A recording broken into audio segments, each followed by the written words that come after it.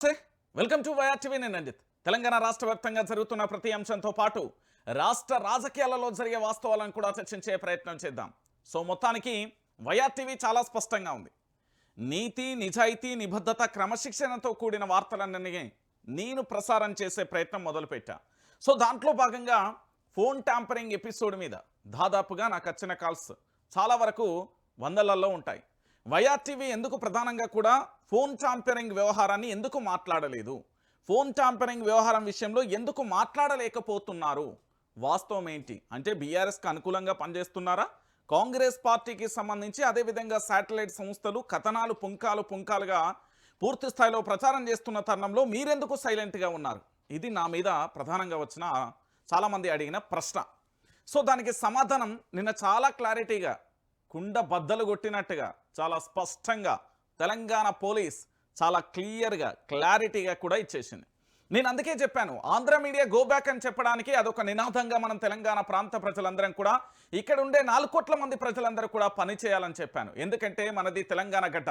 ఈ గడ్డ ఇక్కడ ప్రత్యేక తెలంగాణ రాష్ట్రం రావడానికి 1200 మంది విద్యార్థుల అమరవీరుల బలిదానంతో పాటు 1969లో 600 మంది ఒక జనరేషన్ పూర్తి స్థాయిలో కూడా తమ జీవితాలను కోల్పోయిన ప్రాంతం కాబట్టి ఈ ప్రాంతానికి సంబంధించి ఇక్కడ పుంకాలుగా అడ్డగోలుగా వార్తలను ప్రసారం చేస్తూ తెలంగాణ ప్రాంత ప్రజలందరినీ కూడా అయోమయంలోకి గురి చేస్తూ ఈ తెలంగాణ ప్రాంతం మీద కుట్రలు కుతంత్రాలు చేస్తున్నారు. అందుకే ఆంధ్ర మీడియా గోబ్యాక్ అంటూ నినాదాన్ని నేను మొదలుపెట్టిన.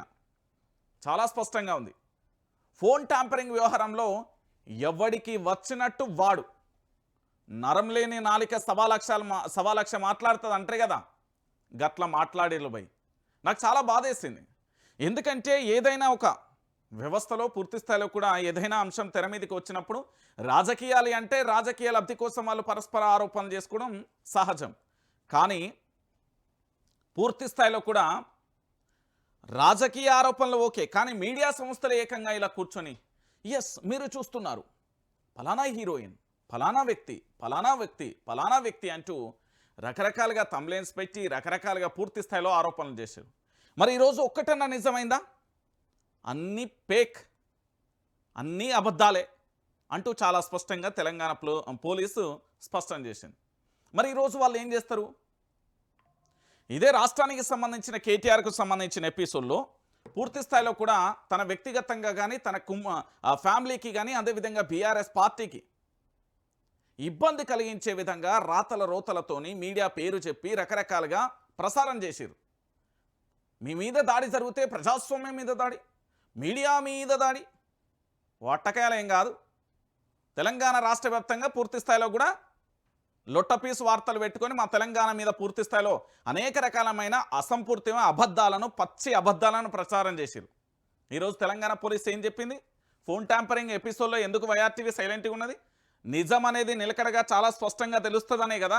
అందుకే ఇప్పుడు నేను చూపెడతా చూడురి. నేను రాసుకొచ్చిన ఇదే ఎపిసోడ్కు సంబంధించి చాలా స్పష్టంగా రాసుకొచ్చిన. అసలు ఫోన్ ట్యాంపరింగ్ వ్యవహారానికి సంబంధించి ఇది మన పేపరే, ప్రజా వెలుగు దినపత్రిక. ఈ పత్రికలో కేవలం వాస్తవాలు మాత్రమే రాస్తాం. ఒకరికి భజన చేయడానికో లేకపోతే రెగ్యులర్ పేపర్ల మాదిరిగా అందరినీ కాంప్రమైజ్ చేయడానికో నేను రాయకున్నా పర్వాలేదు, కానీ వాస్తవాలు మాత్రమే రాయాలి. ఫోన్ ట్యాంపరింగ్ ఎపిసోడ్కు సంబంధించి మొత్తం స్టోరీ రాసుకొచ్చిన. అసలు ఫోన్ ట్యాంపరింగ్లో జరిగిన వాస్తవాలు ఏంటి, ఫోన్ ట్యాంపరింగ్కి సంబంధించి వాస్తవం ఏం జరిగింది అనేది చూద్దాం. రెచ్చిపోయిన మీడియాకి రంగు పడిందా? టైటిల్ చూడురి. రెచ్చిపోయిన మీడియాకి రంగు పడిందా, వాస్తవం ఏంది అనేది నేను పూర్తి స్థాయిలో మీ అందరికీ చెప్పే ప్రయత్నం చేస్తాను. ఒక్కసారి ఇక్కడ చూద్దాం, దీని తర్వాత ఒక్కొక్క అంశాన్ని మనం పోదాం. ఏదో జరిగితే దాన్ని కేటీఆర్కు ప్రతి అంశం తెలంగాణ రాష్ట్ర వ్యాప్తంగా ఏది జరిగినా కూడా దానిని బీఆర్ఎస్ పార్టీకి సంబంధించిన వర్కింగ్ ప్రెసిడెంట్ కేటీఆర్కు ముడిపెట్టడం సర్వసాధారణం అయిపోయింది ఇక్కడ ఉన్న మీడియాకు. అది మొత్తం కూడా ఆంధ్ర మీడియానే, అది మీ అందరికీ తెలిసిన విషయమే. ఈరోజు ఉన్న శాటిలైట్ సంస్థలు కానీ పెద్ద పెద్ద పత్రికలు కూడా అన్నింటి కూడా ఆంధ్ర మీడియాకు సంబంధించినవే. తెలంగాణ ప్రాంత అస్తిత్వానికి, తెలంగాణ సాంప్రదాయానికి, తెలంగాణ ప్రాంత ప్రజలకు, ఈ తెలంగాణ గడ్డకు గౌరవం ఇచ్చే మీడియా ఓన్లీ తెలంగాణ ప్రాంత మీడియానే. అబద్ధాలను ప్రచారం చేస్తూ అసంపూర్తిమైన వార్తలు ఇస్తూ ఏదో జరగబోతుంది ఏదో జరుగుతుంది అన్నట్టుగా చూస్తూనే ఉంటారు. ఒక ఛానల్ ఏమో మొత్తం యుగాంతం అంటది, ఇంకో ఛానల్ ఏమో ఫోన్ ట్యాంపరింగ్ అంటది, ఇంకో ఛానల్ ఏమో జై చంద్రబాబు అంటది, ఇంకో ఛానల్ అయితే ఏకంగా కూడా ఏంది అంటే బీఆర్ఎస్ పార్టీ తెలంగాణ జాగిరా అంటది. అంటే నేను చెప్తున్నా ఇవన్నీ రియాలిటీ, ఇవన్నీ వాస్తవాలు. అసలు ఏం జరుగుతుందో తెలంగాణ ప్రాంత ప్రజలందరినీ కూడా కన్ఫ్యూజన్లో పడేస్తున్నారు. సో ఏది జరిగినా కూడా దాన్ని కేటీఆర్కు ముడిపెట్టే ప్రయత్నం చేస్తున్నారు. సో వాస్తవం ఏంది ఒకసారి మనం చూద్దాం. ఒకసారి ఇక్కడ చూడండి, ఫోన్ ట్యాంపరింగ్ గురించి ఫిర్యాదును మొదటగా స్పెషల్ ఇంటెలిజెన్స్ బ్రాంచ్ అంటే ఎస్ఐబిలోని అదనపు సూపరింటెండెంట్ ఆఫ్ పోలీస్ మార్చి 10, 2024 దాఖలు చేశారు.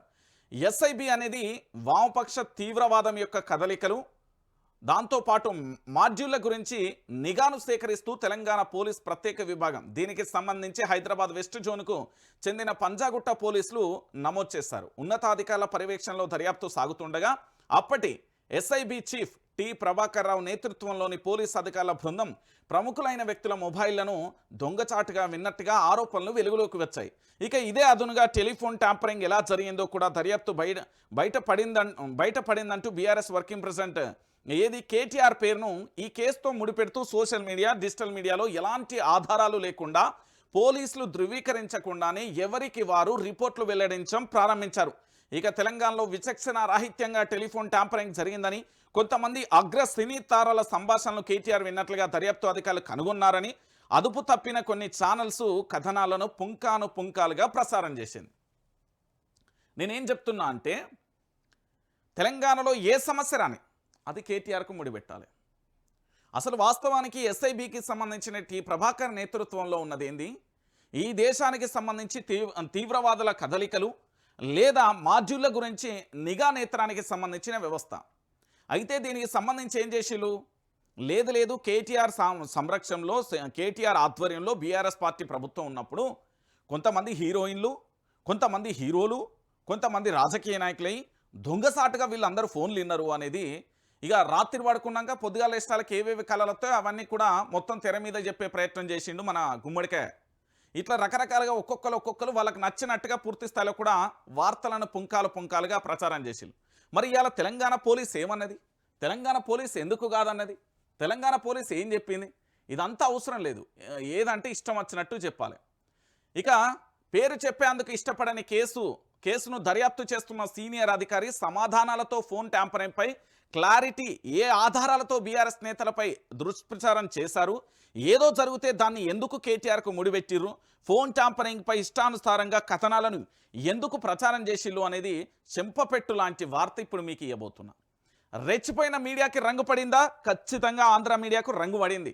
సినీతారల ఫోన్ ట్యాంపరింగ్ చేసినట్టు ఎలాంటి ఆధారాలు లేవు. సంచలన కథనం ప్రచురించిన ప్రముఖ దినపత్రిక ది హిందూ తెలంగాణ పోలీసు ఉన్నతాధికారులను కోట్ చేస్తూ కథనం కుండ బద్దలు కొట్టినట్లుగా సంచలన విషయాలు. అసలు హీరోయిన్ల ఫోన్లు ట్యాంపు కాలేదని చాలా స్పష్టం. ఇదంతా మీడియా హడావిడి మాత్రమే అంటూ అంతర్గతంగా వెల్లడించింది ది హిందూ పత్రిక. చాలా స్పష్టంగా ఏం చెప్పిందంటే, తెలంగాణ రాష్ట్రానికి సంబంధించిన ఫోన్ ట్యాంపరింగ్ ఎపిసోడ్లో ఏ హీరోయిన్ యొక్క ఫోన్ ట్యాంపరింగ్ జరగలేదు, క్లియర్ కట్గా చెప్పేసింది. అసలు ఏం జరిగింది అనేది ఒకసారి చూద్దాం, ఎందుకంటే అందరికీ తెలవాలి కదా.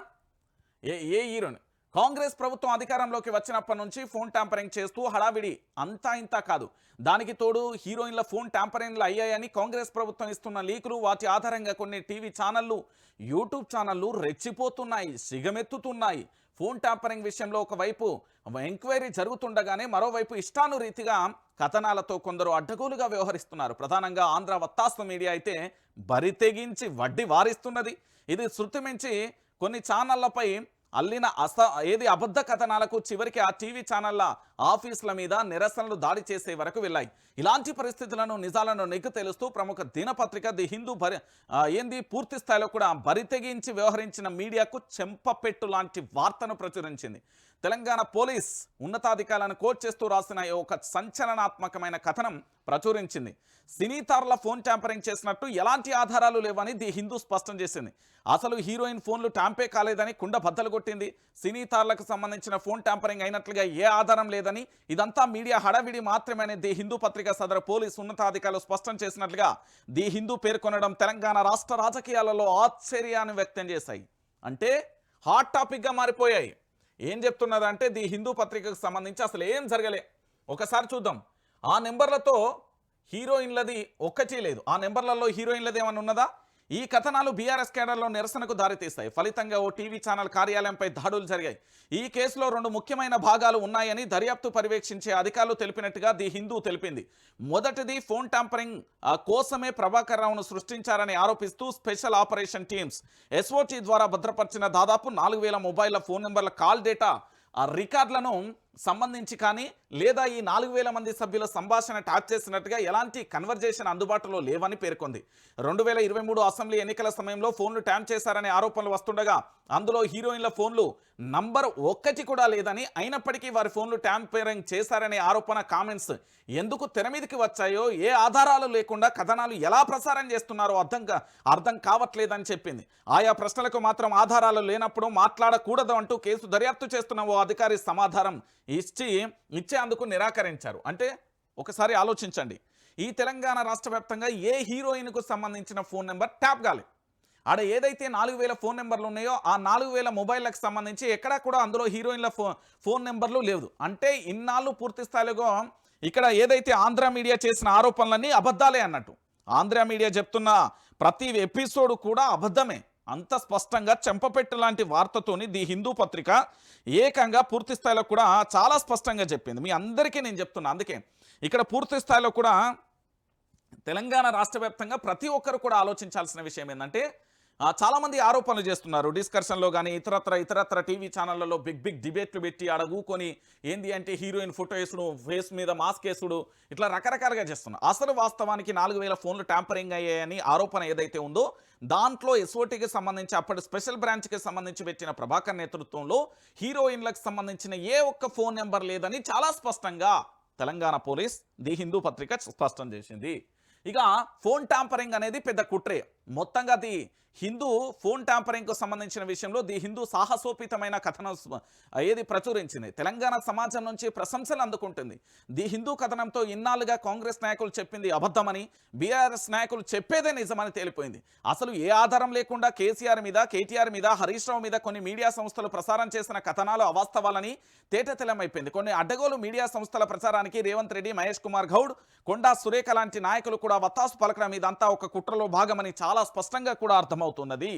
ఇక్కడైనా నా తెలంగాణ ప్రాంత ప్రజలు, ఇక్కడ ఉన్న ప్రాంతానికి సంబంధించిన మేధావులు, ఇక్కడ ఉన్న యువత, ఇక్కడ ఉన్న యువజనులు ప్రతి ఒక్కరూ దయచేసి ఆలోచించండి.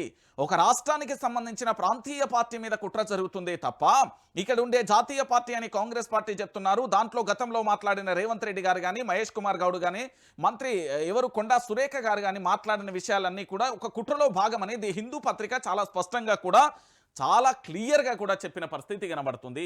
ఇక ఇది ఇట్లుంటే ఇంకొక అంశం ఏంది, ఒకసారి ది హిందూ కథనాన్ని మనం క్షుణ్ణంగా పరిశీలిద్దాం. ఎందుకంటే దీన్ని చాలా క్లారిటీగా చెప్తున్నా. వివిధ మీడియా ప్లాట్ఫామ్ల ద్వారా ప్రఖ్యాత యువ సినీ హీరోయిన్ల మొబైల్లను ట్యాప్ చేయబడ్డాయని ఎలాంటి ఆధారాలు, నివేదిక లేకుండా ఇష్టార రీతిగా వార్తలు కొన్నాళ్ళుగా తెగచెక్కలు కొడుతున్నాయి. కానీ ఈ విషయంలో తెలంగాణ పోలీసులకు ట్యాంపరింగ్కు ధృవీకరించడానికి అవసరమైన ఎలాంటి మెటీరియల్ దొరకలేదు.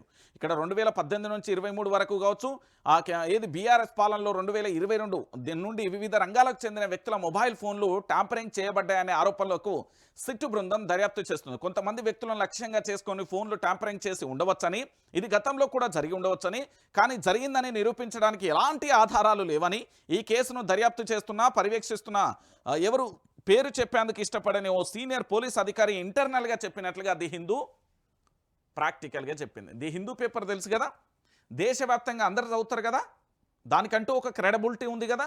ఎంత స్పష్టంగా చెప్పిందంటే ప్రతి ప్రభుత్వం కూడా ట్యాంపరింగ్ చేస్తుంది, దాంట్లో భాగంగా ట్యాంపరింగ్ చేసినట్టుగా ఎలాంటి ఆధారాలు లేవు. ఇక్కడ కేసీఆర్ ప్రభుత్వమే కాదు ఇతర రాష్ట్రాలలో కూడా జరుగుతాయి కాబట్టి ట్యాంపరింగ్ జరిగిందనడానికి ఒక స్పష్టమైన సాక్ష్యాలు లేవు. ఇదంతా కూడా కుట్రలో భాగమే అంటూ చెప్పింది. మరి దీని గురించి ఏమన్నా సమాధానం చెప్తారా?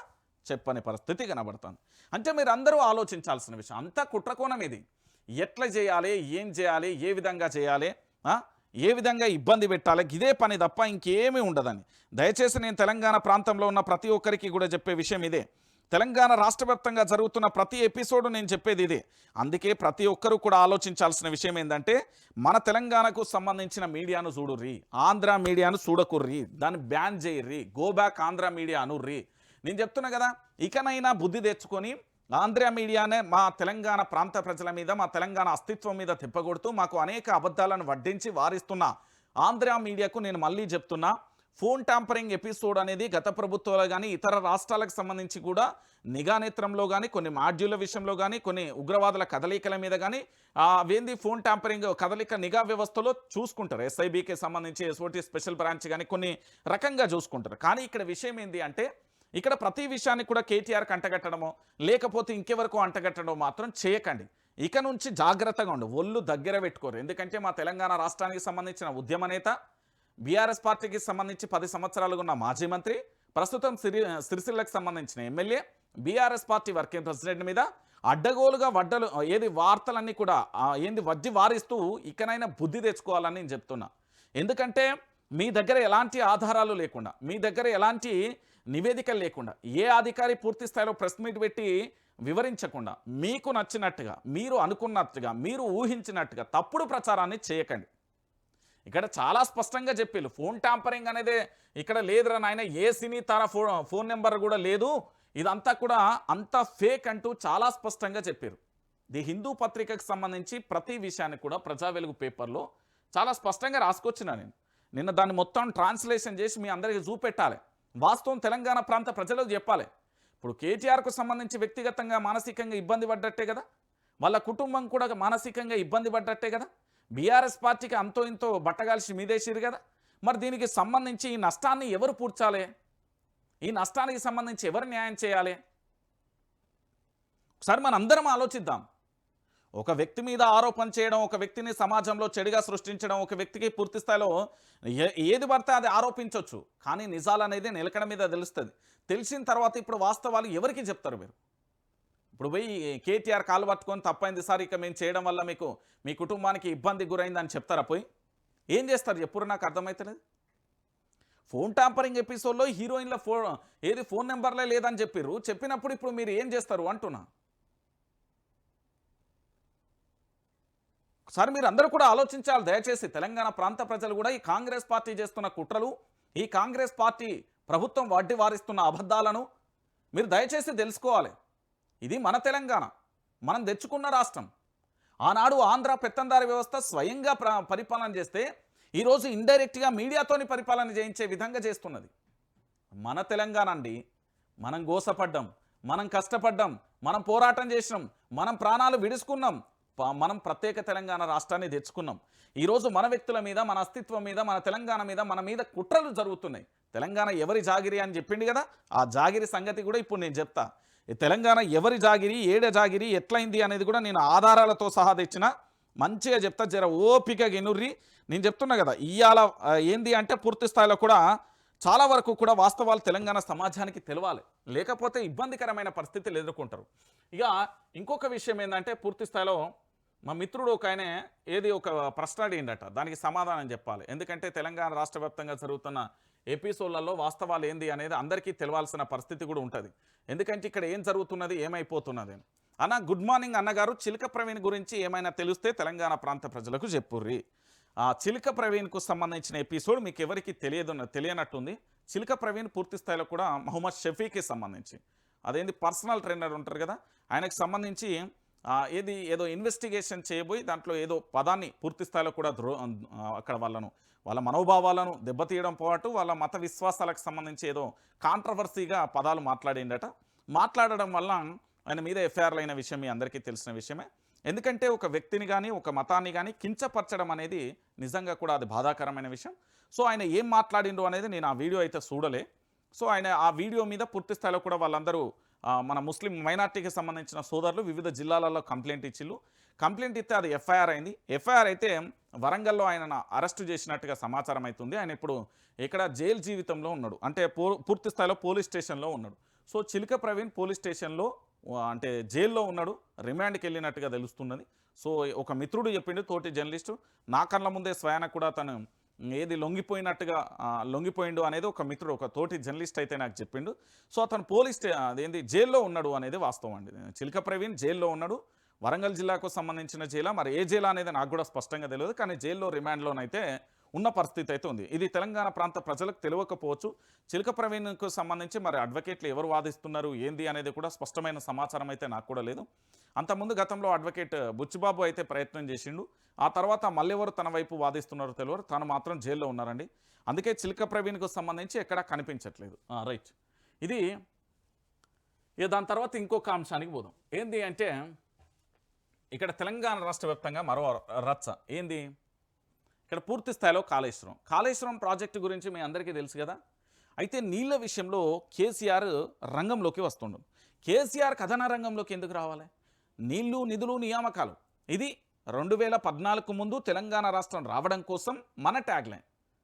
ఈనాడు నీళ్ళన్నీ కూడా ఆంధ్రాకు పోతున్నాయి, నిధులన్నీ కూడా ఢిల్లీకి పోతున్నాయి, నియామకాలంతా కూడా వాళ్ళ పార్టీకి సంబంధించిన రాజకీయ నాయకులకు అవుతున్నది అనేది ఈ కొత్త నిర్వచనాన్ని హరీష్ రావు కేటీఆర్ పదే పదే చెప్తూ వస్తున్న విషయం మీ అందరికీ తెలిసిందే. సో ఈ నీళ్ళ విషయంలో జరుగుతున్న వాస్తవం ఏంటి, అసలు ఈ నీళ్ళ పంచాయతీ ఏంది, ఈ నీళ్ళ ఎపిసోడ్ ఏందనేది ఒకసారి మనం చూడాలి. ఎందుకంటే చాలామంది చాలా రకాలుగా చెప్తారు. సో హరీష్ రావు మొన్న చాలా క్లారిటీగా కూడా తన ఒక అంశాన్ని చెప్పిండు. ఆ తర్వాత దాన్ని కాస్త లోతుగా నేను ఇన్వెస్టిగేషన్ చేసిన, అంటే అధ్యయనం చేసినప్పుడు నాకు అర్థమైన విషయం ఏంటి అంటే అసలు ఏం జరుగుతుంది నీళ్ళ పంచాయతీ, అసలు ఎక్కడ దాకా పోతుంది నీళ్ళ పంచాయతీ అనేది మొదలుపెట్టిన.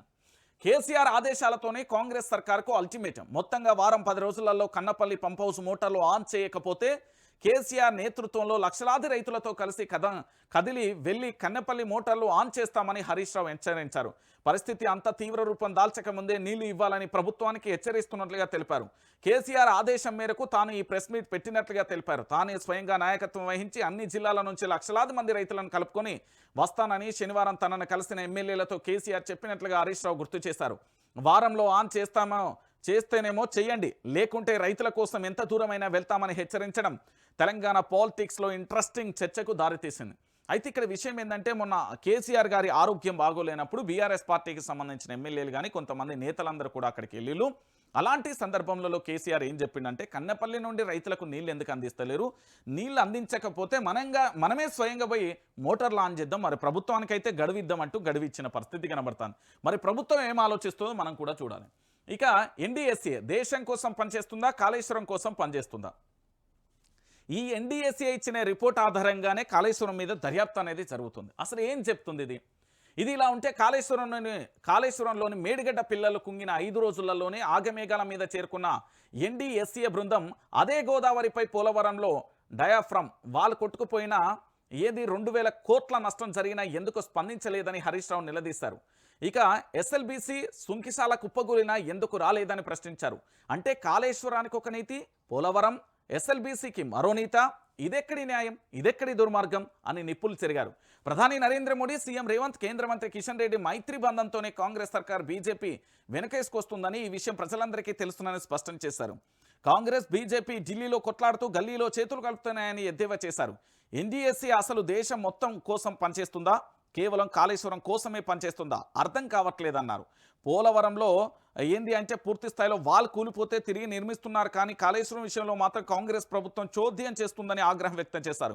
ఇప్పటికైనా నిద్రమత్తు వదిలి మేడిగడ్డకు రిపేర్ చేయించాలని, తెలంగాణ రైతుల ప్రయోజనాలు కాపాడాలని డిమాండ్ చేశారు. అక్షయ పత్ర లాంటి కాళేశ్వరంపై కక్ష గడితే తెలంగాణ చరిత్ర క్షమించబోదంటూ కూడా హరీష్ రావు చెప్పాడు. మీ అందరికీ తెలియదేమో, నిజంగా చాలా బాధాకరమైన విషయం అది.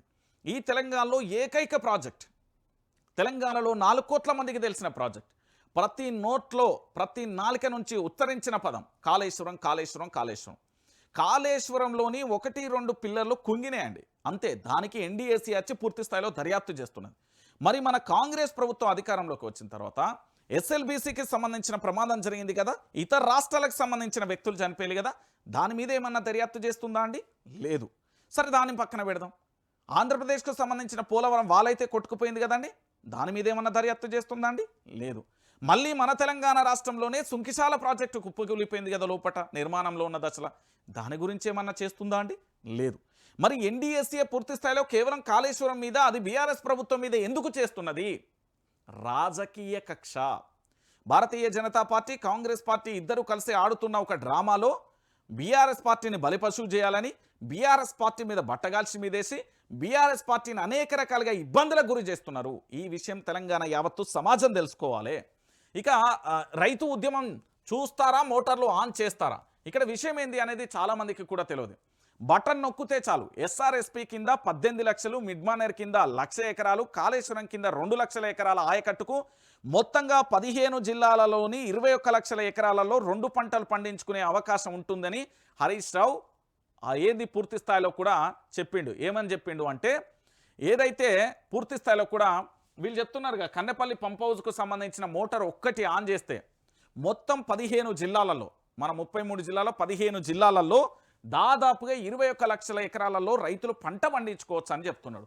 అయితే ఎస్ఆర్ఎస్పి ఫేజ్ 2 కింద నీటిపారుదల శాఖ మంత్రి ఉత్తమ్ కుమార్ రెడ్డి నియోజకవర్గమైన కోదాడ ఉంది, అందులో సూర్యాపేట ఉంది, తుంగతుర్తితో పాటు ఉమ్మడి వరంగల్ జిల్లా, కరీంనగర్, నిజామాబాద్, మెదక్ జిల్లాలకు నీరందించే అవకాశం ఉంటుంది. అదేవిధంగా హైదరాబాద్ దాహార్తిని కూడా తీర్చవచ్చని స్పష్టం చేశారు. ఇక దీంతో పాటు బీఆర్ఎస్పై కక్ష సాధింపులో కాంగ్రెస్ సర్కారు ఏది కాళేశ్వరం మోటార్లను ఆన్ చేయకుండా రైతుల పొలాలను ఎండబెడుతుందని ధ్వజమెత్తారు. సర్కార్ నిర్లక్ష్యంతో, నిర్వాకంతో రైతులు అరిగోసపడాల్సి వస్తుందని ఆవేదన వ్యక్తం చేస్తారు. ఇప్పటికైనా వెంటనే కాళేశ్వరానికి సంబంధించి కన్నెపల్లి పంప్ హౌస్ ఏదైతే ఉందో దానికి మోటార్లు ఆన్ చేయాలంటూ కూడా చెప్పిన పరిస్థితి చేస్తుంది. అయితే ఎత్తిపోసి పంటలకు నీరందించాలని, అప్పటి వరకు ఈ ప్రభుత్వం ఎట్టి పరిస్థితులలో వదిలిపెట్టబోమన్నారు. మోటార్లు ఆన్ చేయకుంటే లక్షలాది మంది రైతులతో కదిలి వచ్చి మోటార్లు ఆన్ చేస్తానని, ప్రజాబలం అంటే ఏంటో చూపిస్తామని హరీష్ రావు హెచ్చరించారు. మరోవైపు పాలమూరు పొలాలను శస్యశ్యామలం చేసే కల్వకుర్తి మోటార్లను కూడా ఆన్ చేయాలని హరీష్ రావు డిమాండ్ చేశారు. ఆన్ చేయకపోతే మహబూబ్ నగర్ బీఆర్ఎస్ నాయకులు రైతులను తీసుకొని వెళ్లి మోటార్లు ప్రారంభిస్తామన్నారు. రైతులతో ప్రజా ఉద్యమానికి బయలుదేరుతామన్నారు. మోటార్లను మీరే ప్రారంభిస్తారా అని హరీష్ రావు ప్రశ్నించారు. ఏంది అంటే ఇక్కడ చాలా స్పష్టంగా మనం ఆలోచించాల్సిన విషయం ఏంటంటే, ఈ మోటార్ల విషయంలో పూర్తిగా కూడా ఎవరికి అర్థం కాని విషయం ఏంటంటే, దాదాపుగా 15 జిల్లాలకు సంబంధించి 21 లక్షల ఎకరాలకు నీళ్ళు అందించే ఒక మంచి సదుద్దేశంతో ప్రాజెక్టులు ఉన్నాయి. వీళ్ళు పోయి బటన్ ఆన్ చేయడానికి ఏం నొప్పో నాకు అర్థమవుతలేదు. మరి చెయ్యి నొత్తాందో, ఏళ్ళు నొత్తాందో ఏందో నాకైతే అర్థం కాని పరిస్థితి కనబడుతుంది. ఇక్కడ కాంగ్రెస్ ప్రభుత్వంపై మరోసారి అస్త్రం సంధించిన బీఆర్ఎస్, ప్రాజెక్టుల విషయంలో కాంగ్రెస్ సర్కార్కి బీఆర్ఎస్ అల్టిమేటం. నీళ్ల కోసం స్వయంగా రంగంలోకి దిగుతున్న కేసీఆర్ కాళేశ్వరం మోటార్లు ఆన్ చేయాలని బీఆర్ఎస్కు demand. Kannepalli pump house Revanth ప్రభుత్వానికి వారం రోజుల డెడ్లైన్. వారంలో ప్రభుత్వం దిగిరాకపోతే మోటార్లు మేమే ఆన్ చేస్తాం. లక్షలాది మంది కర్షకులతో కన్నెపల్లికి కేసీఆర్ కథనయాత్ర. సంచలన ప్రకటన చేసిన మాజీ మంత్రి తన్నీరు హరీష్ రావు. ఈ కన్నెపల్లి మోటార్లు ప్రారంభిస్తే 15 జిల్లాకు నీళ్లు. హరీష్ రావు పాలమూరు బిడ్డనేనంటూ హరీష్ రావు ఏమన్నాడంటే, పూర్తి స్థాయిలో నీళ్ళు అందిస్తున్నారు. పాలమూరు బిడ్డనేనంటూ రేవంత్ ఆ రైతులనే దగా చేస్తున్నారు. మహబూబ్ నగర్ కు క్రాప్ హాలిడే ఇచ్చి ఏపీకి నీళ్ళు ఇస్తారా? చంద్రబాబుతో మీ చీకటి ఒప్పందం ఏందయ్యా చెప్పుర్రి తెలంగాణ ప్రాంత ప్రజలకని అడుగుతున్న పరిస్థితి కనబడుతుంది. ఇక్కడ ఒక విషయాన్ని చూడండి, తెలంగాణ రాజకీయాలకు కీలక మలుపు తిరగబోతున్నాయి. ఏడాదిన్నర పాలనలో కాంగ్రెస్ ప్రజా వైఫల్యాలను బీఆర్ఎస్ పార్టీ మొదటి నుండి కూడా సమరశంఖ పూరించబోతుంది. కాళేశ్వరంపై కత్తిగట్టి కర్షకులకు గోసబుచ్చుకున్న కాంగ్రెస్ సర్కార్ తీరుపై కథనశంఖ పూరించే దిశగా అడుగులు వేస్తుంది. అందులోనూ నీళ్ల కోసం ఏకంగా గులాబీ బాస్ కేసీఆర్ కథం తొక్కుతూ సిద్ధమవుతున్నారు. ఎస్, నీళ్ల కోసం స్వయంగా అపర భగీరథుడు రూపంలో స్వయంగా కేసీఆర్ రంగంలోకి దిగబోతున్నారు. ఎగువ నుంచి వరద నీరు వస్తున్నా పొలాలను బీడు పెడుతూ ఆ పాడు బుద్ధిపై జలకవాత్తు చేయబోతున్నారు. గోదావరి నీళ్లను వృధా పోతున్నా, మొద్దు నిద్ర పోతున్నట్లుగా నటిస్తున్న కాంగ్రెస్ సర్కార్పై లక్షలాది మంది కథన యాత్రకు సన్నద్ధమవుతున్నారు. అందుకే తగ్గట్లుగా కాంగ్రెస్ ప్రభుత్వానికి బీఆర్ఎస్ అల్టిమేటం జారీ చేసిన పరిస్థితి కనబడుతుంది. ఇక్కడ కాంగ్రెస్కు వారం రోజుల డెడ్లైన్ ఇచ్చిండు. వారం రోజులలో ఇయ్యకపోతే మాత్రం పూర్తిస్థాయిలో ఇక్కడ ఏంటంటే, ఇప్పటి వరకు కృష్ణాలో గడిచిన 36 రోజులుగా వరద ఉధృతి కొనసాగుతుంది. అయినప్పటికీ కూడా కల్వకుర్తి మోటార్లు ఆన్ చేయట్లేదంటూ హరీష్ రావు ఆగ్రహం అయితే వ్యక్తం చేసిండు. అసలు ప్రాజెక్టుకు సంబంధించి ఎందుకు నిర్లక్ష్యం చేస్తున్నారు? ప్రాజెక్టులో అసలు ఏముందో ఒకసారి చూద్దాం. నీళ్లున్న ప్రాజెక్టును నింపుకోవడానికి నిర్లక్ష్యం ఎందుకండి నాకు అర్థం కాదు.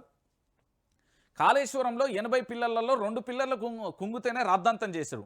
ప్రస్తుతం మేడిగడ్డ దగ్గర 73,600 క్యూసెక్ల వరద కొనసాగుతుంది. Kannepalli pump house minimum draw down level కూడా అంటే 93.5 మీటర్లని, ప్రస్తుతం 96 మీటర్ల ఎత్తులో నీళ్లు పోతున్నాయి. బ్యారేజీ తెరిచి ఉన్న కన్నెపల్లి పంప్ హౌస్ మోటార్లు ఆన్ చేసి రోజుకు 2 టీఎంసీల నీటిని ఎత్తిపోయవచ్చు. ఇది ఇంజనీర్లు చెప్తున్న విషయమే. అన్నారం, సుందీళ్ల బ్యారేజీలు పర్ఫెక్ట్గా ఉన్నట్టుగా మండలిలో ప్రొఫెసర్ కోదండరాం అడిగిన ప్రశ్నకు మంత్రి ఉత్తమ్ కుమార్ రెడ్డి సమాధానం ఇచ్చారన్న విషయం కూడా గుర్తు చేశారు. ఇక మోటార్లు ఆన్ చేస్తే రంగనాయక్, మల్లన్న సాగర్, కొండపోచమ్మ, బసవాపూర్ ఇలా రెడీగా ఉన్న ప్రాజెక్టులు రిజర్వాయర్లు నింపుకోవచ్చని సోయి కూడా కాంగ్రెస్ సర్కార్కు లేకుండా పోయిందంటూ కూడా చెప్పింది. నేను చెప్పలే, నేను మంచిగా చెప్పిన భయ్, తెలంగాణ ప్రాంత ప్రజలారా అన్నీ ఉన్నాయిడా. జస్ట్ పోయి ఆడ పచ్చబట్టను ఒత్తనీకి కాంగ్రెస్కు ఈ చెయ్యి నొత్తుందో ఏళ్ళు నొత్తుందో నాకు అర్థమైతే లేదు. ఆ పక్కనే బొచ్చ నీళ్లు పోతున్నాయి, తక్కువ పోతున్నాయి. మేడిగడ్డ దగ్గర ప్రస్తుతం ఏంది 73,600 క్యూసెక్ల నీళ్లు ప్రవహిస్తూ ఉంటే మనోళ్ళు రోజు ఒక 2 టీఎంసీలు కూడా ఎత్తిపోయలేకపోతున్నారు. ఏదో ఒక 2 పిల్లలు గుంగితే దాని గురించి లొల్లి చేసారు కదా. మరి ఇప్పుడు అక్కడ లక్షల క్యూసెక్ల నీళ్ళు పోతున్నాయి కదా. తెలంగాణలో ఉన్న పంటలన్నీ ఎందుకు బీడు భూములు చేద్దాం అనుకుంటారు? నీళ్ళు ఎందుకు ఇయ్యకపోతుర్రు? రోజు 2 టీఎంసీలను ఎత్తిపోయచ్చు కదా. కానీ చెయ్యం మనం ఏంది పాలమూరు బిడ్డ అంటూ పాలమూరు అన్ని జిల్లాలకు ఆగం చేస్తున్నారు. 15 జిల్లాలు నష్టపోతున్నాయి ఈరోజు. ఇదే విషయాన్ని నేను ప్రజావిలువ పేపర్తోని తెలంగాణ ప్రాంత బిడ్డలకు వాస్తవాలు చెప్తున్నా. ఇది మాట్లాడినా కష్టమే, ఏది మాట్లాడినా కష్టమే. ఇక మా బండన్న ఎవరు కేంద్ర మంత్రి బండి సంజయ్ కుమార్. ఐ రెస్పెక్ట్ కేంద్ర మంత్రి బండి సంజయ్ కుమార్. ఎందుకంటే ఉద్యమాన్ని చాలా అద్భుతంగా చేస్తాడు. భారతీయ జనతా పార్టీ బీఆర్ఎస్ ప్రభుత్వం అధికారంలో ఉన్నప్పుడు చాలా రకాల ఉద్యమాలలో చాలా స్పష్టంగా కూడా ఉద్యమం చేసిండు, మీ అందరికీ తెలిసిన విషయమే. ఆ తర్వాత ఏమైందో ఏమో నాకు తెలియదు కానీ భారతీయ జనతా పార్టీకి సంబంధించి కరీంనగర్ ఎంపీగా గెలుపొందిన తర్వాత కేంద్ర మంత్రి పదవి రావడం అందరికీ కూడా కొంచెం సంతోషమే. ఎందుకంటే మన తెలంగాణ రాష్ట్రానికి ఒక కేంద్ర మంత్రి పదవి వచ్చిందని. అయితే బండి సంజయ్ నేను ఒక స్టేట్మెంట్ ఇచ్చాడు, చాలా బాధ అనిపించింది. మరి బండి సంజయ్ చుట్టూ ఉన్న వాళ్ళు ఎలాంటి గైడ్లైన్స్ ఇస్తున్నారు, ఎందుకు ఈ విధంగా తప్పుదోవ పట్టిస్తున్నారు? నిజంగా బండి సంజయ్ గారి మనసు నుండి ఉచ్చరించిన పదాలా, లేకపోతే ఆంధ్ర మీడియా ఆంధ్ర పెత్తందారి వ్యవస్థకు బండి సంజయ్ పూర్తి స్థాయిలో కూడా షేక్ హ్యాండ్ ఇస్తున్నారా, ఏంది అనేది కాస్త విచిత్రంగా ఆందోళన కలిగించింది నాకు. వారి స్టేట్మెంట్ కానీ, వారు మాట్లాడిన విధానం కానీ, వారు చేసిన స్టేట్మెంట్ కానీ, వారి ప్రతి పదం కూడా నాకు కాస్త ఆందోళన కల్పించాల్సిన విషయం. ఇది తెలంగాణలో ఉన్న చాలామందికి కూడా తెలుసు. బండి సంజయ్ ఇవే మాటలు బజారున పడ్డరు. మీరు కేంద్ర మంత్రి అని మర్చిపోయారా? హోంశాఖ సహాయక మంత్రిగా ఉంటూ శాంతి భద్రతలకు విఘాతమా? మీడియా సంస్థలపై దాడి చేస్తామనడం కరెక్టేనా? మరి మీ మాటల వెనుక ఏం దిమాకుంది? మరి ఇంత దిగజారితే మీరు ఢిల్లీ లీడరా, గల్లీ లీడరా?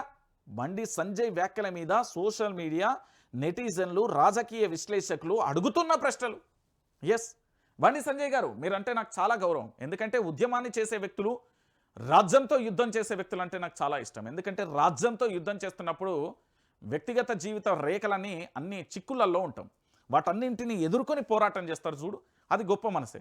కానీ మీరు కేంద్ర హోం సహాయక మంత్రి అంటే పూర్తి స్థాయిలో ఒక మాట చెప్పాలంటే శాంతి భద్రతల విషయంలో మీరే విఘాతం కలిగించే విధంగా ఎట్లా మాట్లాడతారు? ఇక్కడ మిమ్మల్ని తెలంగాణ రాష్ట్రానికి సంబంధించిన ప్రముఖ రాజకీయ విశ్లేషకులు, సీనియర్ జర్నలిస్టులు, ఈ సమాజాన్ని మేల్కొల్పే యువత కొన్ని ప్రశ్నలు అడుగుతున్నారు.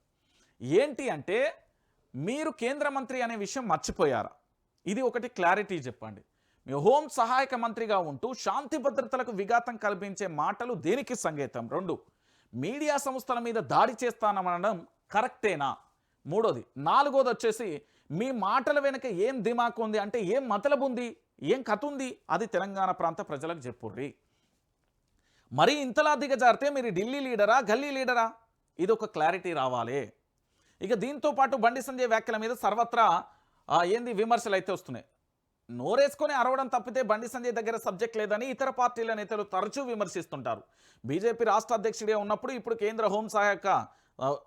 హోం శాఖ సహాయ మంత్రిగా ఉండి అదే ధోరణిలో ఆయన వ్యవహరించడం చాలా విమర్శలకు దారితీస్తున్న పరిస్థితి కనబడుతుంది. దీనికి సంబంధించి ఇప్పటి వరకు మీరు ఏమంటారో నాకు తెలియదు కానీ ఈ విషయంలో పూర్తి స్థాయిలో కూడా ఇబ్బందికరంగా మారిపోయింది. ఒకసారి చూడండి, పార్టీ నేతలపై చేస్తున్న విమర్శలు చూస్తుంటే అసలు ఆయన సెంట్రల్ మినిస్టరేనా అనే ప్రశ్న ఉత్పన్నమవుతుంది. స్టేట్ చీఫ్ పొజిషన్లో ఉన్న సమయంలో ప్రత్యర్థి పార్టీలకు ఇచ్చే కౌంటర్లు రాజకీయంగా పరిగణిస్తారు. కానీ కేంద్ర మంత్రి హోదాలో ఉంటూ సంజయ్ చేస్తున్న విమర్శలు ఆ హోదాకు తగబోవ్ అనే విమర్శలు వినిపిస్తున్నాయి. కేవలం వార్తలలో నిలిచేందుకు ఆయన ఇలా వ్యవహరించారా అనేవారు లేకపోలేదు. అసలు రామచంద్రరావు వెనకాల ఇటీవల బీజేపీ రాష్ట్ర అధ్యక్షుడు రామచంద్రరావు ఎన్నికయ్యారు. ఆయనను ఫైనల్ చేయడంలో బండి సంజయ్ చక్రం తిప్పినట్టుగా ప్రచారం ఉంది. అయితే ఇదే అంశం పైన రాజకీయంగా మేధావులలో చర్చ జరుగుతుంది. ఒక జమ్మీకి స్టేట్ చీఫ్ పోస్ట్ ఇచ్చారని సోషల్ మీడియాలో ట్రోల్స్ జరుగుతున్నాయి. అయితే అదే నిజమనేలా బండి సంజయ్ తీరు ఉందని చర్చించుకుంటున్నారు. రామచంద్రరావును తెరపైకి స్టేట్ చీఫ్గా కొనసాగించి తెర వెనుక బండి సంజయ్ అంతా నడిపిస్తున్నారనే చర్చ సైతం ఉత్పన్నమవుతుంది. అందుకే కేంద్ర మంత్రి హోదాలో సైతం మరిచి రెచ్చగొట్టేలా మాట్లాడుతున్నారని చెప్పుకొచ్చారు. ఏదో రకంగా కాంట్రవర్సీ కామెంట్ చేసి వార్తలలో హైలైట్ అవ్వడంపై ఆయన దృష్టి కేంద్రీకరించారని చెవులు కోరుకుంటున్నారు. కేంద్ర మంత్రిగా బాధ్యతలు చేపట్టిన కొద్ది రోజులలో ఇలాగే ప్రవర్తిస్తే అధిష్టానం క్లాస్ తీసుకున్నట్లుగా కూడా ప్రచారం జరిగింది. ఆ తర్వాత సైలెంట్ అయిన ఆయన తిరిగి అదే పందాలో ఇప్పుడు వెళ్ళడం కేంద్ర మంత్రి హోదాలో హూందాతనం తగ్గడం లాంటిదేనని విమర్శలు వినబడుతున్నాయి. మీడియాపై దాడి చేస్తామని చెప్తారా? బీఆర్ఎస్ నేతలు ఒక ఛానల్పై దాడికి దిగుతారని తెలుసుకున్న బండి సంజయ్ అలా చేస్తే రక్షించేందుకు బీజేవైఎం నేతలు అడ్డుకుంటారని నిలుస్తారని అన్నారు. ఇదే క్రమంలో హద్దు దాటి తాము ఇంకో న్యూస్ ఛానల్ పైన దాడి చేస్తామంటూ కూడా అన్నారు. కేంద్ర మంత్రిగా, అది కూడా హోంశాఖ సహాయ మంత్రిగా హోదాలో ఉండి ఇలా మాట్లాడడం కరెక్టే కాదని ప్రశ్నలు వినబడుతున్నాయి. ఫోర్త్ ఎస్టేట్గా ఉన్న మీడియా ఛానల్పై దాడి చేయమంటే ప్రజాస్వామ్యాన్ని కూనీ చేస్తున్నట్లే అవుతుందని అటు పొలిటికల్ సర్కిళ్లలో ఇటు జర్నలిస్టు సంఘాలలో బండి వ్యాఖ్యల మీద శాంతి భద్రత విషయంలో పూర్తి స్థాయిలో చర్చ జరుగుతుంది. అసలు ఈయన ఢిల్లీ లీడరా లేకపోతే గల్లీ లీడరా అనే ప్రశ్న కూడా ఉత్పన్నం అవుతుంది. ఇప్పుడు చెప్పండి బండి సంజయ్ గారు, మీరు మాట్లాడిన మాటలకు ఒక పత్రిక ప్రధానంగా కూడా ఇంత రాసుకొచ్చింది. ఇప్పుడు దీనికి ఏమన్నా సమాధానం చెప్తారా? కేంద్రానికి సంబంధించిన హోం సహాయ మంత్రి మీరు. సరే, ఇదివరకు భారతీయ జనతా పార్టీ రాష్ట్ర అధ్యక్షుడిగా ఉన్నారు, కాంట్రవర్సీ వర్డ్స్ చేసిరు. సరే, ఎట్లనో మీరు అనుక్షణం వార్తలలో నిలిచే ప్రయత్నం చేసిరు, బాగుంది. మరి ఇప్పుడు మీరు గల్లీ లీడరా, ఢిల్లీ లీడరా, కేంద్ర మంత్రియా, బీజేపీ స్టేట్ చీఫా అనేది ఇన్ని ప్రశ్నలు నేను అడగట్లేదు. ఇగో పత్రిక చాలా స్పష్టంగా రాసుకొచ్చి అడుగుతున్నది. మీరు దాడి చేస్తామన్నాడు, అది ఒక కేంద్ర మంత్రి పదవిలో ఉండి సెంట్రల్కు సంబంధించి కేంద్రానికి సంబంధించిన సహాయ మంత్రి పదవిలో ఉండి ఇలా మాట్లాడడం ఎంతవరకు కరెక్టు? దానికి ఏమన్నా సమాధానం చెప్తారా? సరే, ఇది బండి సంజయ్కే వదిలేద్దాం. ఎందుకంటే బండి సంజయ్ కాంట్రవర్సీకే ఉంటాడా, ఉన్న పోస్ట్ ఊడగొట్టుకుంటాడా అనేది మనకు తెలియదు. రైట్, ఇక మరో ప్రధానమైన ఎపిసోడ్ చూడొచ్చు. నేడు ఢిల్లీకి కవిత జాతీయ నేతలతో కలిసి ప్రెస్ మీట్. బీసీ రిజర్వేషన్లపై పోరాటం ముమ్మరం, 15న రైలు రోకోకు మద్దతు ఇవ్వాలని పలువురికి రిక్వెస్ట్ అంటూ కూడా చెప్పిన పరిస్థితి కనబడుతుంది. ప్రస్తుతానికి సంబంధించి ఢిల్లీకి అయితే వెళ్తున్నది ఎమ్మెల్సీ కవిత. ఢిల్లీకి సంబంధించి పూర్తి స్థాయిలో బీసీ రిజర్వేషన్ల బిల్లులకు సంబంధించి పోరాటం చేసేందుకు పూర్తి స్థాయిలో వెళ్తున్న పరిస్థితి. అసలు ఏం జరుగుతుందో చూద్దాం. తెలంగాణ స్థానిక సంస్థల ఎన్నికలలో బీసీలకు 42% రిజర్వేషన్లు అమలు చేయాలనే డిమాండ్తో చేస్తున్న పోరాటాన్ని మరింత ఉధృతం చేయాలని తెలంగాణ జాగృతి అధ్యక్షురాలు ఎమ్మెల్సీ కవిత నిర్ణయించారు.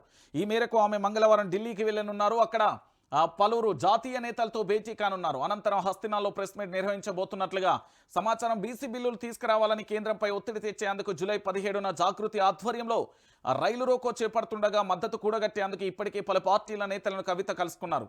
కాగా ఇప్పటికే సీఎం రేవంత్ రెడ్డి ఢిల్లీ పర్యటనకు వెళ్లగా నేడు హస్తినాకు కవిత బయలుదేరడం రాష్ట్ర రాజకీయాలలో చర్చనీయాంశంగా మారింది.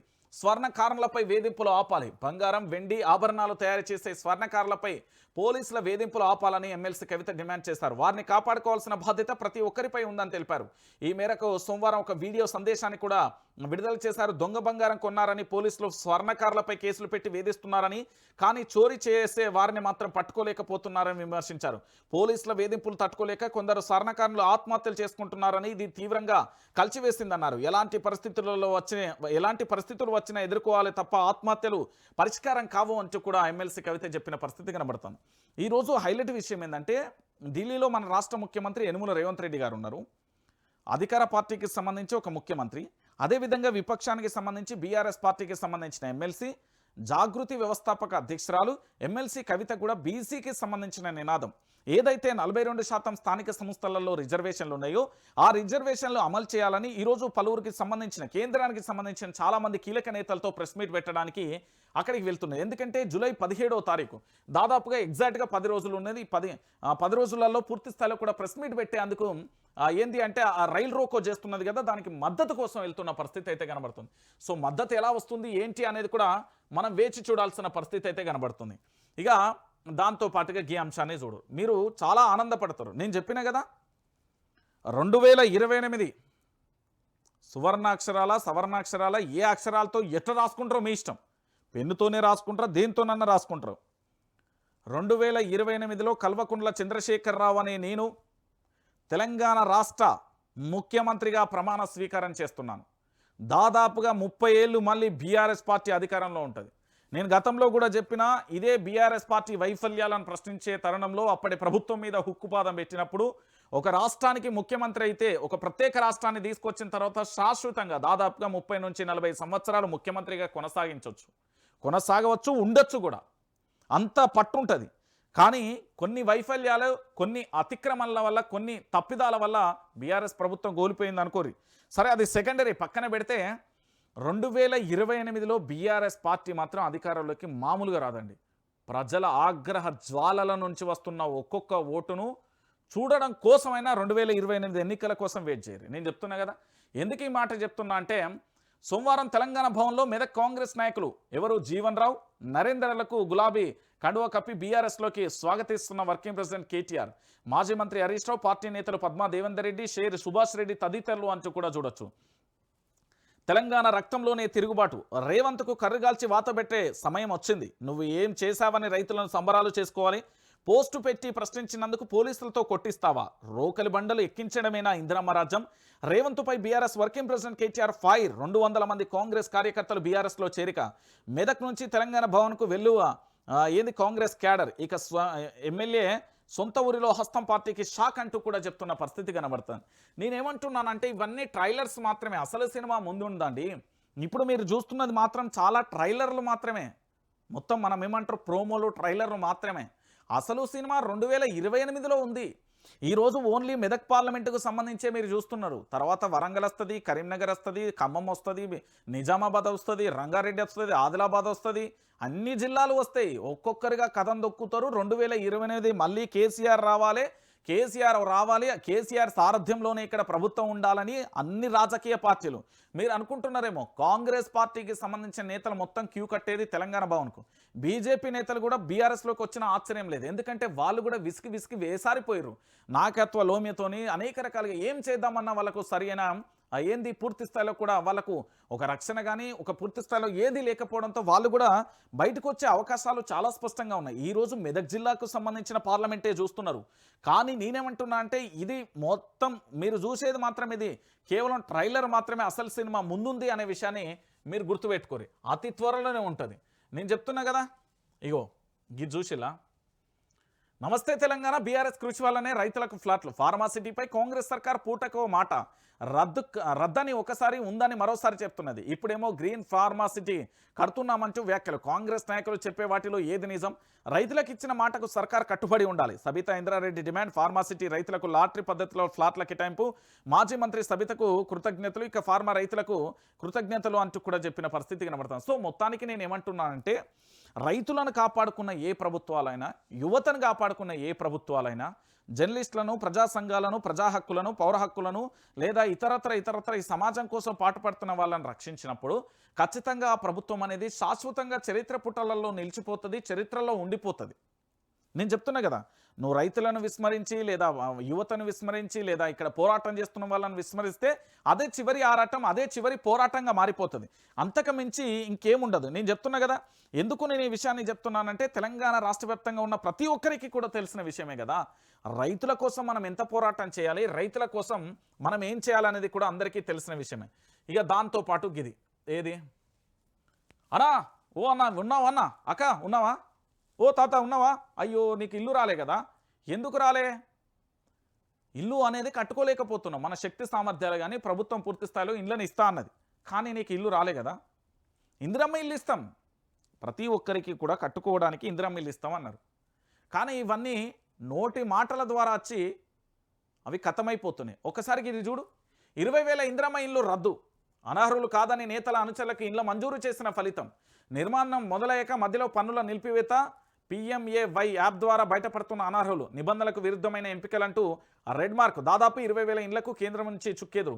తప్పనిసరి ఆ ఇండ్లను రద్దు చేసిన కాంగ్రెస్ ప్రభుత్వం తమ ఇండ్లు రద్దవుతాయేమోనని లబ్ధిదారులు ఆందోళన. వచ్చిర్రు, పూర్తి స్థాయిలో ఇల్లు కట్టుకోమన్నారు, మేము పైసలు ఇస్తామన్నారు.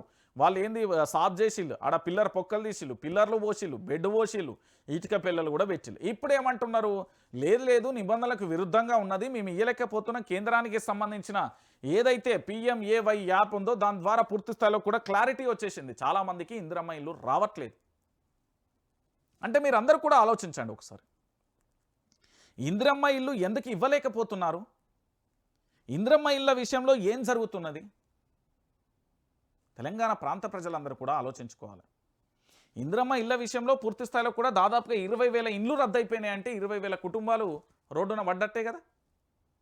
ఇక చెప్పుర్రి ఇందిరమ్మ రాజ్యం అంటే ఇందిరమ్మ రాజ్యం బాయ్ అన్ని రాజ్యాలు బాయ్ ఇండ్లు రావిగా. నేను మళ్ళీ చెప్తాను కదా. రైట్, తెలంగాణ జాగిరి ఎవరిది? తెలంగాణ బీఆర్ఎస్ తెలంగాణ జాగిరా. ఇది తెలంగాణలో జరుగుతున్న ఒక రచ్చ. బీఆర్ఎస్ యొక్క ఏమని చెప్తున్నారు అంటే ఏదో టైటిల్ పెట్టి బీఆర్ఎస్ తెలంగాణ జాగిరా అంటూ ఒక ప్రశ్న ఉత్పన్నమైంది. ఏంది? కేసీఆర్ జాగిరా తెలంగాణ అంటూ కొత్త పలుకులతో ఉడత పలుకులతో పలికిన మనోడు దెబ్బకు మళ్ళీ పాయింట్ తడిస్తే పోలీసు వాళ్ళు పోయి అక్కడ సెక్యూరిటీ ఇవ్వాల్సి వచ్చింది. నేను ఏమంటున్నానంటే కొందరితో పెట్టుకోవద్దబ్బా. ఆత్మగౌరవం దెబ్బతిన్న చోట ఎవడు ఉండడు. ఆత్మగౌరవం దెబ్బతిన్న తర్వాత ఎవరిని లెక్క చేయడు. మీరు అనుకుంటున్నారేమో. మనిషికి ఆత్మగౌరవం చాలా గొప్పది. ఆ తర్వాత జరగబోయే హోమాన్ని మళ్ళీ తలపించే విధంగా ఉంటుంది. మామూలుగా ఉండదు. నేను చెప్తున్నా, ఆత్మగౌరవాన్ని దెబ్బతీయద్దు మీరు. పాయింట్ ఎందుకు తడుస్తున్నది? ఒకటి చిచ్చు పోసుకుంటే తడుస్తుంది, లేకపోతే ఏదైనా నల్ల నీళ్ళు పడితే తడుస్తుంది, లేదా వానలు తడితే తడుస్తుంది. కానీ వీళ్ళకి ఆ వెవ్వి లేకుండా పాయింట్ ఎట్లా తడుస్తున్నది? ఇది తెలంగాణలో ఉన్న ప్రతి ఒక్కరు తెలుసుకోవాలి.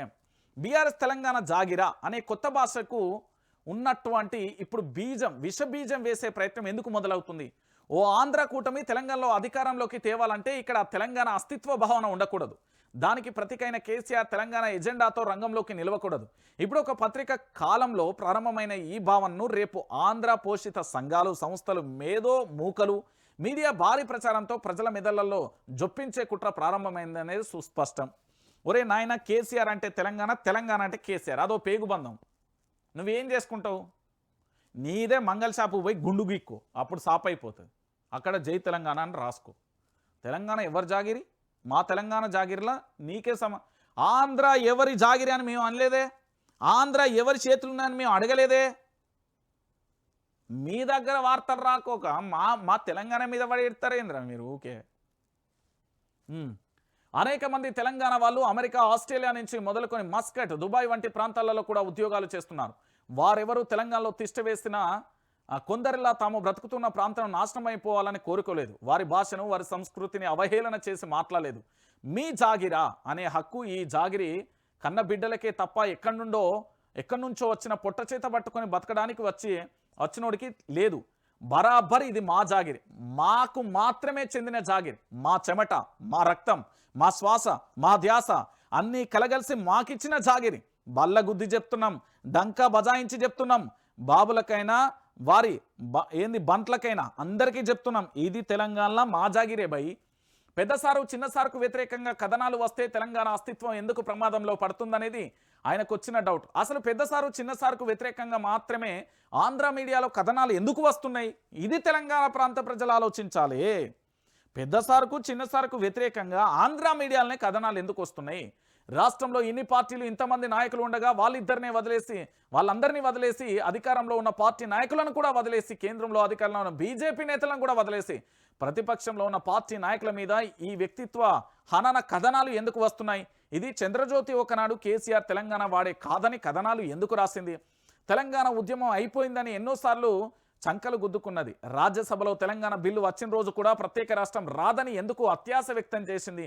కేసీఆర్ అనే వ్యక్తిని తొక్కాలని తెలంగాణ ఉండకూడదు, తెలంగాణ భావన మిగలకూడదు అనేది ఆంధ్ర మీడియా ఎత్తుగడ. ఇది అందరికీ తెలిసిన విషయం. ఒక కేసీఆర్ మీద అటు మోడీ, ఇటు బాబు, మరోవైపు రేవంత్ ఎందుకంత కక్షపూరితంగా వ్యవహరిస్తున్నారో కూడా అందరికీ తెలుస్తున్నది. ఏది వానలు పడ్డాక ఊరంతా ధాన్యం ఎండబెట్టుకున్నట్టే నక్క తన తోకను ఎండబెట్టుకుందట. జగదీష్ రెడ్డి హెచ్చరించింది వ్యక్తి హననలకు దిగే మీడియా గురించి. అందులో ఏ పత్రిక పేరును తీసుకోలేదే. ఆయన మాపై దాడి చేస్తామన్నారని ఏడుపులు లంకించుకొని ఎందుకు రాయించుకుంటున్నాయి? ఎన్నో బెదిరింపులు చూసాం, ఎవరెవరినో ఎదుర్కొన్నాం అంటూ మేకపోతు గాంభీర్యం ఎందుకు? దానికి బలుపు గిలుపు అంటూ వాయించలంత జోడింపులు ఎందుకు? కానియండి పూర్తి స్థాయిలో ఏంది అంటే మండాకుల బెండకాయలు ఎండాకాలం వరకే, కానీ కాలం అన్నింటికీ కూడా పూర్తిగా సవరిస్తుంది అంటూ కూడా చెప్తున్న పరిస్థితి కనబడుతుంది. నేనేమంటున్నానంటే తెలంగాణ మా జాగిర్రబై, మా తెలంగాణ ప్రాంత ప్రజలది, మాది గంతే. మీరు ఏం చేసుకుంటారు? కోడిగుడ్డు మీదే ఈకలు పెట్టుకోరు, గుడ్డు గుర్రాలకు పళ్ళుదో మీరు, అంతకుమించి మీరు పీకేది ఏం లేదు. మా తెలంగాణ అస్తిత్వం జోలికి వచ్చినా, ఇక్కడ మీడియా జోలికి వచ్చినా ఆయన ఎవరు? బండి సంజయ్కి ఆల్రెడీ అంతర్మదనం మొదలైంది. ఆయన ఆలోచించుకుంటే మంచిది. లేకపోతే కథనాలు మామూలుగా రాయొచ్చు, తెలంగాణ మీడియా రాస్తుంది, డిజిటల్ మీడియా. ఆంధ్ర మీడియాకి రక్షణ కాదు సార్, తెలంగాణ మీడియాకి రక్షణ కావాలి, తెలంగాణ ప్రాంత బిడ్డలకు రక్షణ కావాలి. ఇక్కడ మీడియాను మేము ప్రశ్నిస్తున్నందుకు మా మీద కేసులు అవుతున్నాయి, మీరు ఎందుకు స్పందించరు? మా మీద దాడులు జరుగుతున్నాయి, మీరు ఎందుకు స్పందించరు? మీరు అధికారంలోకి రావడానికి మేము పనిచేయలేదా? మీరు ఈరోజు ఉన్న కేంద్ర మంత్రిలో మేము పావులంతా పనిచేయలేదా? మేము చెప్పందే మీరు కేంద్ర మంత్రిలా, మీ గురించి తెలియనప్పుడే కదా మేము ప్రచారం చేసింది. మనం ఆంధ్ర మీడియాను బైకట్ చేయాలి, ఆంధ్ర మీడియా గో బ్యాక్ అనాలి. తెలంగాణ ఇది మనది, తెలంగాణ మనది, మన రాష్ట్రం ఇది. ఇక్కడ అనేక సమస్యలు ఉన్నప్పుడు పూర్తి స్థాయిలో వీళ్ళకు నచ్చినట్టుగా ఎవరికో నచ్చినట్టుగా ఎందుకు దీని సమాధానం చెప్పమని ఆంధ్ర మీడియా. గిడ చూడండి, చిన్న పిల్లలు ఒకసారి ఎందుకు ఎక్కారు, రోడ్ల మీద ఎందుకు కూస్తున్నారు, ఏం జరిగింది చూడురు. అటో లైను ఇటో లైన్ ఎందుకు కూస్తున్నారు ఒక్కసారి చూడు. పురుగులన్నం తినలేక పస్తులు ఉంటున్నాం, రోడ్డెక్కిన గురుకుల విద్యార్థినీలు కామారెడ్డి జిల్లా ఎల్లారెడ్డిలో రాస్తారు. ఏడుస్తూ అధికారులకు తమ గోడు వెల్లడించి అన్నంలో పురుగులు, పప్పుచారులో పురుగులు, చివరికి తాగే నీళ్లలో అవే దర్శనమిస్తుండడంతో గిరిజన గురుకుల కళాశాల విద్యార్థులు ఆందోళనకు దిగారు. కామారెడ్డి జిల్లా ఎల్లారెడ్డిలో నిజాం సాగర్ ప్రధాన రహదారిపై సోమవారం వారు రాస్తారోకో చేపట్టారు. విషయం తెలిసి అక్కడికి చేరుకున్న తహసీల్దార్ ప్రేమ్ కుమార్, అదనపు కలెక్టర్ విక్టర్తో విద్యార్థులు తమ గోడును వెళ్లబోసుకున్నారు. అన్నంతో పాటు కూరలు, స్నాక్స్లో పురుగులే ఉంటున్నాయని, వాటిని తినడం వల్ల తమకు తరచుగా కడుపు నొప్పి వస్తుందని. ఆడబిడ్డలండి, తెలంగాణ ఆడబిడ్డలు. ఇప్పుడు ఏమాత్రం రోషం పౌరుషం ఉన్నా ఆంధ్ర మీడియా చాలా గొప్పలు చెప్తాం దీని గురించి రాయమన్నారు. ఇదంతా రాయిర్రి, ఇప్పుడు దీని గురించి రాయిర్రి. కొంచెం మన మానవత్వం ఉంటే రాయిర్రి, దీని మీద పోరాటం చేయరు. మా బండి సంజయ్ దీని మీద పోరాటం చేయాలని మేము విజ్ఞప్తి చేస్తున్నాం. క్షేమానుడు ఆంధ్ర మీడియా కేవలం మన అస్తిత్వాన్ని, మనల్ని దెబ్బకొట్టే ప్రయత్నం చేస్తుంది తప్ప ఇక్కడ పూర్తి స్థాయిలో మన ఎదుగుదల కోసం ఎక్కడా చేయదండి. కాబట్టి మీరు అందరూ ఆలోచించాల్సిన విషయం ఏంటంటే, ఈరోజు మన తెలంగాణ ప్రాంత బిడ్డలు ఎట్లయిపోయాలో అనేది ఒక నిదర్శనం అన్నట్టు. అంతకు మించిన అంశం ఇంకొకటి లేదు. నేను మళ్ళీ చెప్తున్నా కదా. ఇక దాంతోపాటుగా ఇదొక్కటి చూడరు, మంత్రి పదవి. చాలామంది మంత్రి పదవి కోసం తహతాలు ఆడిపోతారు.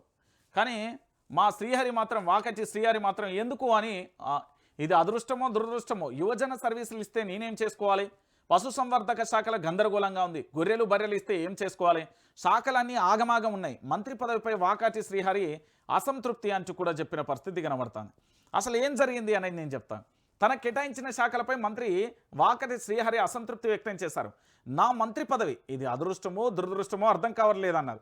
యువజన సర్వీసులు, గొర్రెలు బర్రెలు శాఖలు ఇలా ఇస్తే నేనేం చేసుకోవాలని అన్నారు. పశుసంవర్ధక శాఖలు గందరగోళంగా ఉందని, యువజన సర్వీసులను ఇస్తే నేనేం చేసుకోవాలని తెలిపారు.